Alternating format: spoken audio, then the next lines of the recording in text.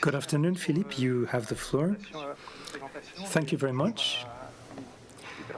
And good afternoon to all of those who are following us. The topic of my presentation today will be solutions that are being considered for the decarbonation of aviation, but looking primarily at the availability of resources. I will not be going into all the considerations that have to do with economics or sustainability, which could be a presentation in and of itself. So on the next page, we can see a few figures by way of introduction. Some of these were mentioned this morning, of course, to put things into context when it comes to decarbonizing aviation. Currently, aviation is only using fossil fuel, 286 million tons of kerosene as of 2018, which is about 12.3 exajoules of PCI, of lower heating power. Now, these figures in and of themselves may not seem particularly significant, but if you put them into the context of energy overall, aviation stands for about 11.2% of transportation fuel overall, 7.5% of total crude oil production. In terms of global energy consumption, it's about 2.7%, let's say, so that aviation is not a major player in energy. It may prove useful to compare production of kerosene with, or consumption of both kerosene and electricity, to compare them in proportion to each other, since we know that currently oil and gas have a very dominant role in terms of energy. So those are the current figures. And of course, what we're going to be taking an interest in is the figures for the future, if decarbonization of aviation is the goal. Right. Could we perhaps skip to the next slide? Actually, no, the previous one. I'm sorry, I seem to have a time lag on my screen, says the speaker. So when you look at these projections for traffic and consumption, there is a very strong impact, of course, since these forecasts, since the COVID onset, these forecasts have been revised, and it is expected that recovery will be slow, and there is some uncertainty as to how slow it might be. Here you have a forecast made by ATAG, which anticipates the COVID crisis leading to a drop of about 16% in airplane traffic by 2050. But we can see that this is still a growth curve that you see in blue or red there. So what does this mean in terms of energy? Here you have two scenarios from the ATAG Waypoint 2050 study with the context of dividing emissions of CO2 by 2 by 2050. On the left, you see an extrapolation of the current trends, and with the baseline scenario, we would be at approximately 25%, let's say, of emission savings from technology and operations, and consumption of jet fuel would be in the area of 20 exajoules. The opposite scenario on the right is much more ambitious in terms of technology, and here some 50% of savings will be achieved, leading to about 15 exajoules. And this gives us a ballpark idea of where things might stand. So it would be looking at a growth of between 20 and 60% of energy consumption. The American Energy Agency considers that there will be a 50% increase in world energy demand demand by 2050, which is roughly the same idea. So if we look at some of the current solutions for the decarbonizing of aviation, there are some fundamental principles that we need to remember here, and which may seem relatively self-evident. First of all, the distinction between the energy carrier or vector and the energy source. They are the same for kerosene, but it may not be the case for other forms of energy. The carrier might be decarbonized, whereas the source is not, as in the case of coal, say, whereas the energy carrier may contain carbon, but be carbon neutral. And that typically would be the case for biofuels, which are hydrocarbons, but which are neutral vis-à-vis the climate in terms of consumption, because the carbon comes from biomass and will be reabsorbed. So that really here we would be talking about not decarbonizing, but defossilizing aviation, so to speak. The idea then is to use energy carriers or vectors which come from low carbon sources. There are two possibilities here, using renewable or nuclear energy on the one hand, or using synthetic fuels produced from low carbon sources on the other.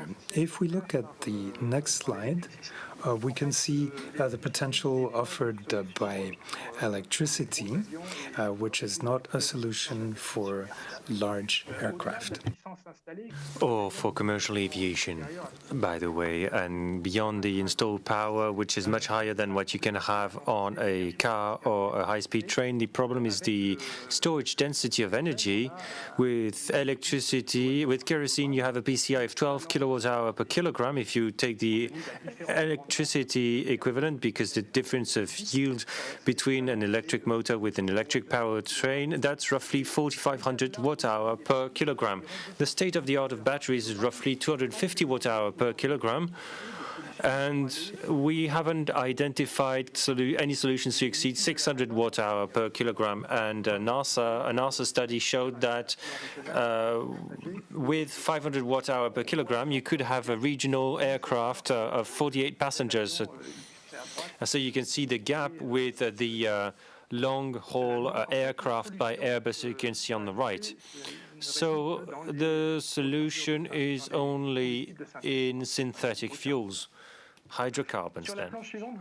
On this next slide, you've got a list of the candidates that are currently considered: hydrogen, methane, and synthetic hydrocarbons. The first two, hydrogen and methane, are non-drop-in fuels. They cannot be used in aircraft or current infrastructure. So, of course, that causes difficulties for their introduction, whereas synthetic hydrocarbons have a composition close to current kerosene, and they could be dropped in without any major changes or any changes at all. And by the way, they can already be mixed 50% with kerosene.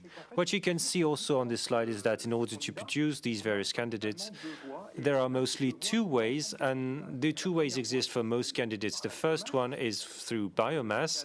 That's typically the case with biofuels, but you can also produce hydrocarbons via electrical power. This is what is called power to liquid, or e-fuels, and there you've got the same situation for methane, and also for hydrogen. It can be produced from hydrolysis of water, liquid water, but also from biomass.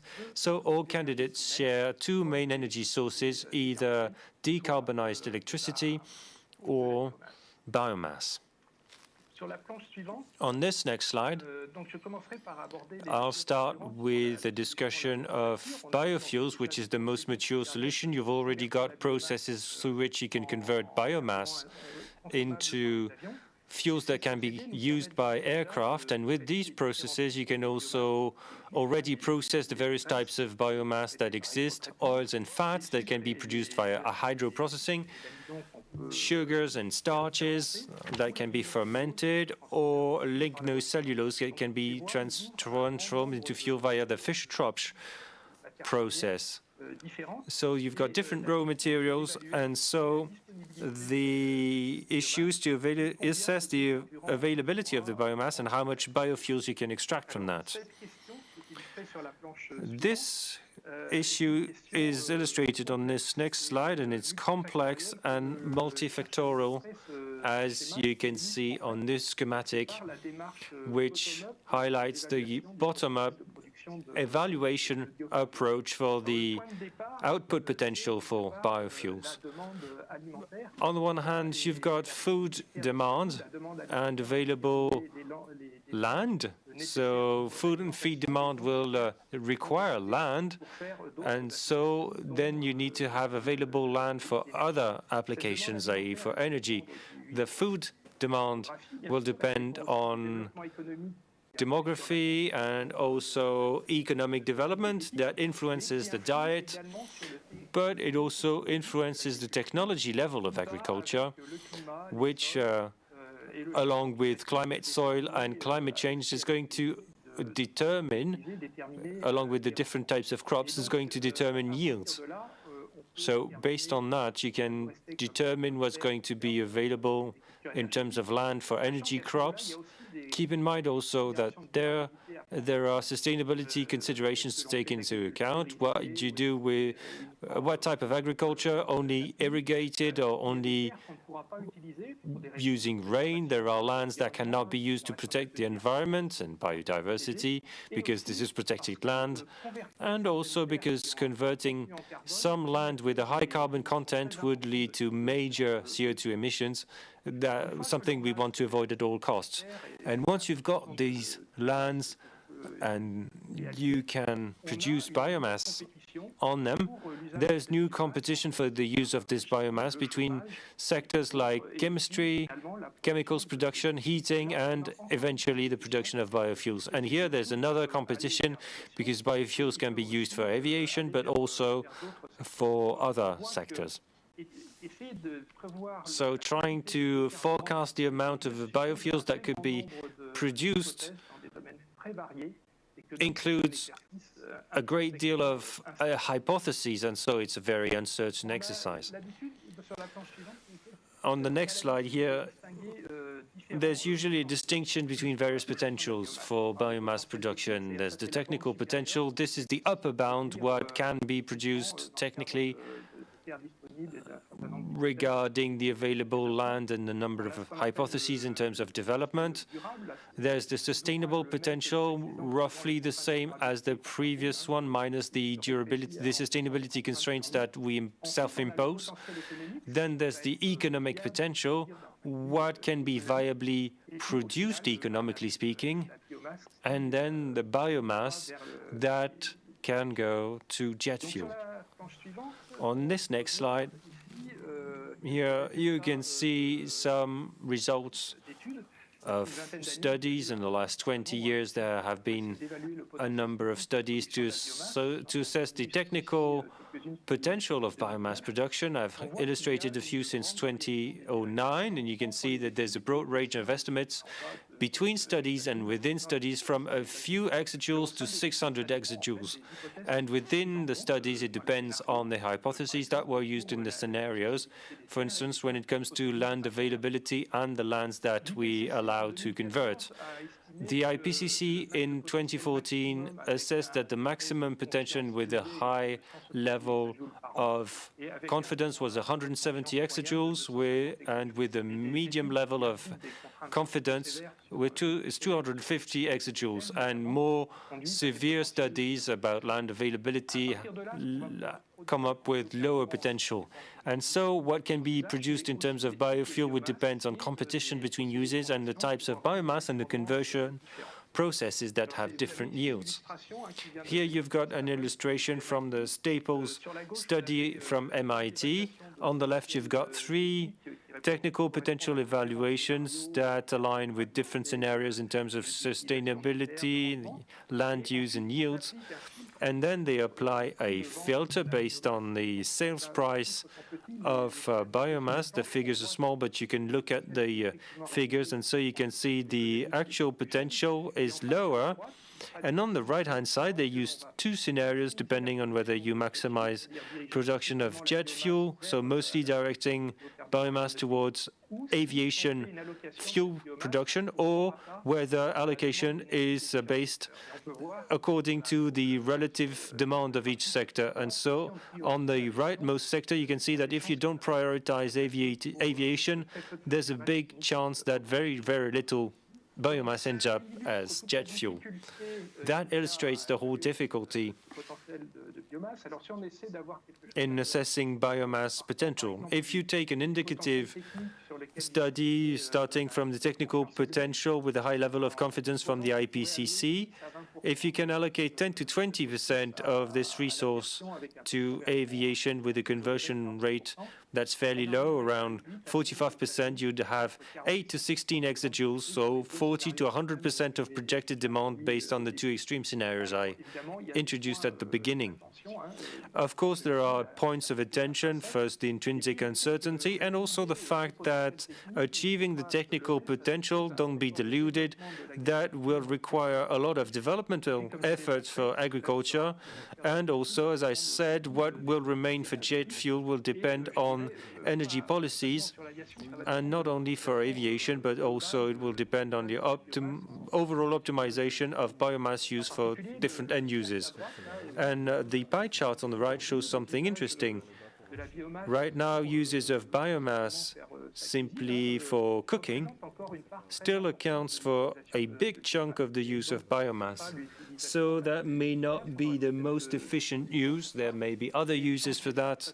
But changing that requires a lot of development, and not just in aviation. On this next slide, you can see the availability of biofuels, and what we're interested in is to reduce emissions. So that cannot be directly inferred. It will depend on the type of biomass and the associated conversion process, but also the production conditions for the biomass. And there's something important here, which is land use change, LUC. Something you can often find, because depending on the land that's converted to agriculture, you can generate an awful lot of emissions. The table on the right illustrates a few values that are the default values applied by CORSIA. CORSIA is the compensation system for aviation emissions from ICAO that's currently being implemented.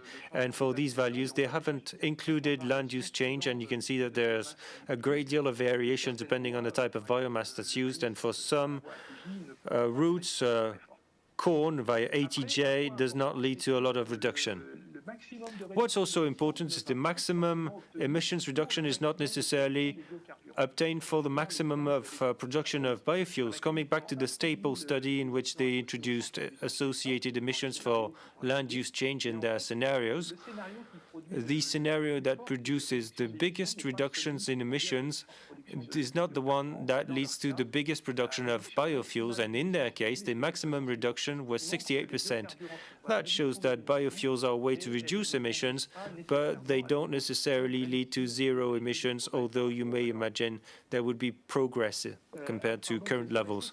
Sorry, you're still on the previous slide. I forgot to ask you to change. You're 2 slides late. Yep, here we are. I was on this slide. Apologies, you weren't able to read the values. So you can see that there's a great deal of variation in terms of emissions reduction. Right, sorry. On this next one, after this presentation about biofuels, I'm going to switch to hydrogen. Hydrogen is a potential solution for aviation because the energy density per unit of mass is fairly high, but as was said earlier, no, sorry, you're on the right one. I've got a lag on my phone, that's why I can't really see the slides in real time. So yeah, hydrogen has a high energy density, high energy content, but low density. So even in liquid form. So on commercial airliners, you'll have to store kerosene at cryogenic temperatures, 20 kelvins. And so you'll need to adapt facilities, aircraft, and infrastructure to use hydrogen. But what's good with hydrogen is that we can already produce it with decarbonized routes, electrolysis, and some that are already close to maturity for biomass. And it's also very interesting for many sectors, so there may be synergies with other sectors. Aviation, as I showed, is not a major sector, so synergies may be interesting. Next slide. Hydrogen can already be produced via electrolysis with zero emissions if electricity is decarbonized, not including infrastructure-related emissions. And the energy efficiencies are between 70 and 90%. 90% is the highest case of high-temperature electrolysis, but you need to have an available heat source. That's to produce gaseous hydrogen, but we need liquid hydrogen, and there, unfortunately, liquefaction also consumes energy, and the current yields are not high. 45% of the energy content of hydrogen is lost, but this is theoretical work that's identified improvement routes, and you can hope for 85% efficiency, but so far it's not yet been proven. And then there's another issue with the hydrogen. Stored in liquid form, it's going to boil off, and that's inevitable. So you're going to have additional losses that will have an impact on the overall yield. Next slide. Overall efficiency for hydrogen on the whole chain is between 50% at present, and for the most favorable cases that are not always applicable, you can hope for 75%. So if you try to evaluate the implications in terms of energy demand, that's an evaluation based on intermediate efficiency for production of 60%, which is PEM electrolysis, with very efficient liquefaction and not a lot of losses of 5%. These losses are going to depend on the organization for the transport of hydrogen. The Road Transport Association estimates that there are 20% road losses. And so with 50% hydrogen penetration, the starting figure means that you have the same energy efficiency for hydrogen aircraft, which remains to be seen, but you end up with electricity demand of 16 to 20%, 16 and 12% of between 16 and 12 exajoules, which covers 16 to 21% of the world's current electricity production. On this next slide, you've got a similar electrolysis-based route called power to liquid that Patrick will give us more details about. Here you've got an illustration, a rough illustration of the production schematic. You need hydrogen produced via electrolysis. You need CO2 captured in industrial fumes or directly from the atmosphere. The CO2 needs to be dissociated into carbon monoxide combined with hydrogen via Fischer-Tropsch to produce a number of hydrocarbons, including jet fuel. As far as I know, and that's based on literature and discussions I could have, this is not as mature a process as hydrogen production, and the two weak points are CO2 dissociation into CO and direct air capture, but we'll hear what Patrick has to say about this. If we move on to the next slide, and we look at emissions and efficiency, if you're talking about decarbonized electricity and if you're using CO2 from the atmosphere, there'll be roughly zero emissions, which wouldn't be true with the current European energy mix. you'd have 3 times the emissions of kerosene with the current electricity mix. If you're talking about CO2 not captured from the atmosphere, it's a different discussion, because here you need to know to whom the CO2 emissions are allocated to, either the original producer of the CO2 and therefore the CO2 is a waste, or whether it's more widely distributed. But from the climate perspective, it doesn't fundamentally change things. You only have emissions once. Efficiency depends on various parameters like the type of electrolysis, the CO2 source, and then the integration of the system. It varies between 47 and 63% if you take CO2 that's concentrated, and 39 to 53% if you capture CO2 from the atmosphere. These are figures from the literature. With electrolysis to produce the hydrogen being the biggest energy consumer. On this next slide, if you try to do the same exercise as for hydrogen, there's a subtlety here. The process does not only produce jet fuel, a maximum of 50 to 70% of jet fuel, so you'll produce a range of fuels that need to be directed to other markets like road transport. So to produce the same amount of jet fuel as what we need, overall we'll produce more fuels, and that's going to have an influence on the primary energy needed. To produce 10 exajoules of jet fuel, we'll need to produce 14 exajoules of total fuel. And if we take a hypothesis similar to what I used for hydrogen, 50% penetration, intermediate efficiency, and using the process to produce as much jet fuel as possible, you have a range to satisfy aeronautic needs of 23 to 31 exajoules, and some of the fuels will be routed to other markets. It's not just aviation consumption. On this next slide, if we try to compare hydrogen and power to liquid, this is something we need to do by considering equivalent markets, and so not just the aviation market, as I did for the calculation of the energy requirements for PTL. We need to look at a wider market, so we need to meet a demand still using a hypothesis of 50% of 10 to 14 exajoules. And the difference in terms of energy consumption is 31% between the two routes. But of course, there are uncertainties about the figures, especially for hydrogen, and the impact of overall losses on the whole chain.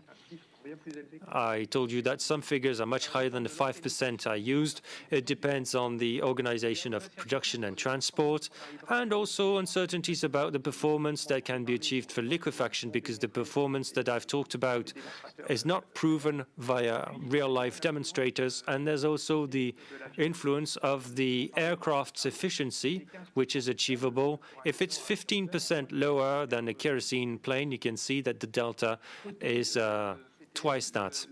Regarding PTL, the uncertainties are related to the industrial feasibility that's not demonstrated and the performance that can be expected. And there's also the thing that I mentioned, that you need a co-product market. It's not really a problem right now, but if road transport was to impose a full ban on internal combustion engines and the use of hydrocarbon fuels, that could become more complicated.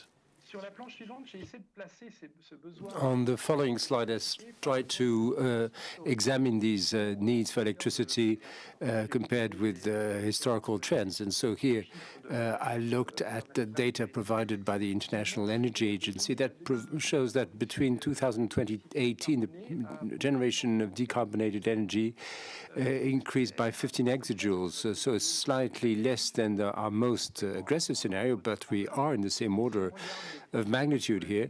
And if you look at projections into the future in its new policies scenario, which takes on board the announcements made, the pledges made by various countries as part of the Paris Agreement, we find that IEA considers that the increase in decarbonated energy should increase by as much as 40 to 41 hexajoules by 2040. So, of course, under that scenario, you don't, well, I'm not sure aircraft would be taking electricity as a primary source, but still, if you look at this order of magnitude, you could imagine that there would be more electric powered planes. But this is the same ballpark, as it were. Now, Xavier Bouis mentioned this aspect, which I wanted to examine briefly. Well, there are other aspects of CO2 that should be taken into account in aviation, and fuels do have an effect on CO2. You have artificial synthetic hydrocarbons do not have aromatics, and so there would be less CO2. For hydrogen, there's still a long way to go.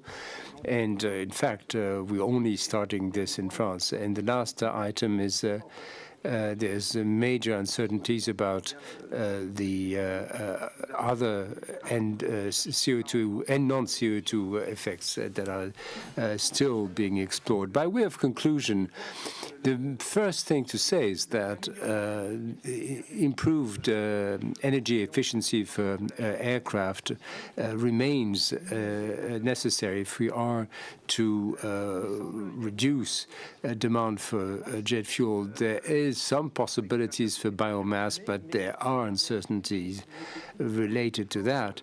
But major efforts are being made to see how biomass can be used outside the aeronautic industry. But and of course, the idea is how to direct biomass to biofuels for aircraft.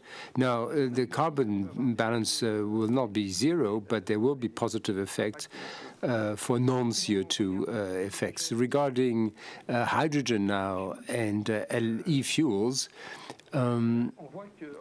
what we find is that their use will require major development of decarbonated power and generation, so beyond what the IEA projections, but still within, as I said, the same order of magnitude of existing projections. And so there, of course, we can expect zero emissions, not including, of course, the emissions related to the building of infrastructure. Regarding e-fuels, of course, versus H2, you have to look at a number of details, because uncertainties remained in the next presentation might help us get more insights, or maybe contradict what I just said. Well, thank you, Philippe, for this overview. There's a very comprehensive presentation, very complex presentation, because, of course, when examining these issues, there's always a source of confusion to some, but clearly you have presented things very clearly. You have presented a number of issues, and Patrick Leclerc may have something to say about that, but we find that there are some avenues are open, but of course the bottom line is primary energy will be very much needed, and that might also determine to some extent developments in the aeronautic industry.